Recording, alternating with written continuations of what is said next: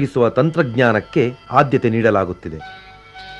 ರಾಜ್ಯ ಸರ್ಕಾರವು ಎಲ್ಲ ಪ್ರದೇಶಗಳಿಗೆ ನೀರೊದಗಿಸುವ ಯೋಜನೆಗಳ ಅನುಷ್ಠಾನಕ್ಕಾಗಿ ಪ್ರತಿ ವರ್ಷವೂ ಹೆಚ್ಚು ಕಡಿಮೆ 1500ರಿಂದ ಸುಮಾರು 2000 ಕೋಟಿ ರೂಪಾಯಿಗಳನ್ನು ವೆಚ್ಚ ಮಾಡುತ್ತಿದೆ.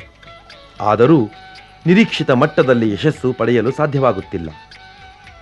ರಾಜ್ಯದ 9,50,360 ಹೆಕ್ಟೇರು ಪ್ರದೇಶಕ್ಕೆ ಕಾಲುವೆಗಳಿಂದಲೂ 4,27,483 ಹೆಕ್ಟೇರು ಪ್ರದೇಶಕ್ಕೆ ಬಾವಿಗಳಿಂದಲೂ 3,27,040 ಹೆಕ್ಟೇರು ಪ್ರದೇಶಕ್ಕೆ ಏತ ನೀರಾವರಿಯಿಂದಲೂ ನೀರೊದಗಿಸಲಾಗುತ್ತಿದೆ.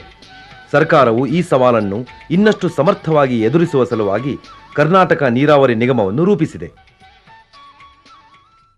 ಕರ್ನಾಟಕ ನೀರಾವರಿ ನಿಗಮವನ್ನು ಸರ್ಕಾರ ಡಿಸೆಂಬರ್ 98 ಸೃಷ್ಟಿಸಲ್ಪಟ್ಟಿತು. ಜೂನ್ 99 ಇದು ಕಾರ್ಯಗತಗೊಳಿಸೋದು ಚಾಲುವಾಯಿತು. ಈ ನಿಗಮವನ್ನು ಮಾಡೋದು ಸರ್ಕಾರದ ಮುಖ್ಯ ಉದ್ದೇಶ ಎಂದರೆ ಸರ್ಕಾರದ ಕೆಲವು ಯೋಜನೆಗಳನ್ನು ಅತ್ಯಂತ ತ್ವರಿತವಾಗಿ ಅನುಷ್ಠಾನಗೊಳಿಸಬೇಕು. ಈ ಹಿಂದೆ ಬೃಹತ್ ಹಾಗೂ ಮೀಡಿಯಂ ನೀರಾವರಿ ಯೋಜನೆಗಳು ಪ್ಯೂರ್ಲಿ ಇಲಾಖೆಯ ಮೂಲಕ ನಡೀತಾ ಇತ್ತು. ಮುಖ್ಯವಾಗಿ ಹಣಕಾಸು ತೊಂದರೆ ಇದ್ದರಿಂದ ಈ ಯೋಜನೆಗಳು ಬಹುತೇಕ ವರ್ಷಗಳಿಂದ ಅನುಷ್ಠಾನದಲ್ಲಿ ಇದ್ದರೂ ಸಾಕಷ್ಟು ಪ್ರಗತಿ ಆಗ್ತಾನೇ ಇರಲಿಲ್ಲ.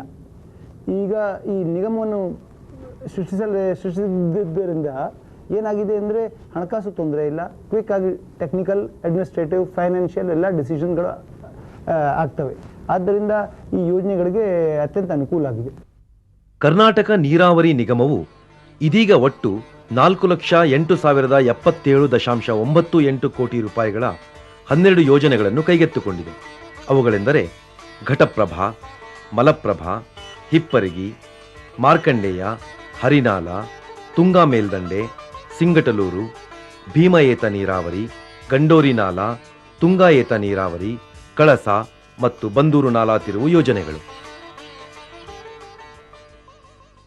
ಈಗ ನಿಗಮದಲ್ಲಿ ಒಂದು ಟೆಕ್ನಿಕಲ್ ಸಬ್ ಕಮಿಟಿ ಇರ್ತದೆ, ಒಂದು ಫೈನಾನ್ಸ್ ಸಬ್ ಕಮಿಟಿ ಇರ್ತದೆ. ಚೀಫ್ ಇಂಜಿನಿಯರ್ ಮಟ್ಟದಲ್ಲಿ ಯಾವುದು ಟೆಕ್ನಿಕಲ್ ಡಿಸಿಷನ್ಸ್ ಅವರ ಮಿತಿಯಿಂದ ಮೇಲೆ ಇರ್ತದೆ. ಈ ಹಿಂದೆ ವ್ಯವಸ್ಥೆಯಲ್ಲಿ ಸರ್ಕಾರಕ್ಕೆ ಹೋಗ್ತಾ ಇತ್ತು, ಸರ್ಕಾರದಲ್ಲಿ ಡಿಸಿಷನ್ ಆಗಬೇಕಾಗ್ತಾ ಇತ್ತು. ಆ ಟೆಕ್ನಿಕಲ್ ಡಿಸಿಷನ್ಗಳು ಈಗ ಟೆಕ್ನಿಕಲ್ ಕಮಿಟಿ ಮುಂದೆ ಬರುತ್ತವೆ. ಟೆಕ್ನಿಕಲ್ ಕಮಿಟಿನಲ್ಲಿ ಎಲ್ಲ ಎಕ್ಸ್ಪೀರಿಯನ್ಸ್ಡ್ ಹಿರಿಯ